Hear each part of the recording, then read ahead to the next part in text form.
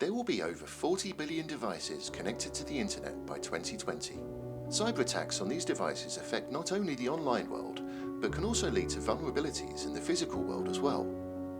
With the volumes of network traffic and activities in devices being very high, and with attackers taking efforts to hide their operations, cyber attacks are often hard to detect.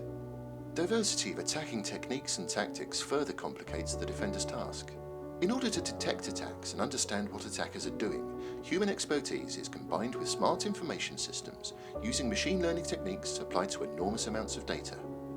Since parts of network traffic and device activity data can be very sensitive for the users, the defenders must be careful not to compromise the user's privacy and other human rights. Great care in handling user data and avoiding flaws in SIS design and implementation is crucial for cybersecurity service providers. Besides, all digital service providers have to protect their SIS from breaches and manipulation, as their systems are attractive targets for attackers. Since the machine learning models that power SIS are often trained on data collected from user devices, it can be easy for attackers to inject data of their choice into training sets. Models trained on maliciously crafted data will result in systems that exhibit bias, allowing attackers to bypass security mechanisms or even discredit the SIS owner. This important example of attacking SIS is known as model poisoning, and it is difficult to defend against.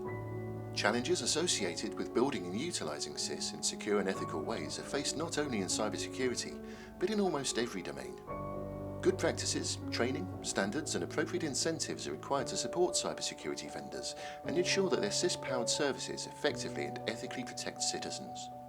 What should the role of governments be in this? How much should governments regulate the use of SIS in cybersecurity and other domains? European General Data Protection Regulations ensures companies follow good security and privacy practices. However, as the ability to acquire and process vast amounts of global data grows, regulations need to be constantly updated and maintained. Following the European model, should other governments implement these kinds of regulations?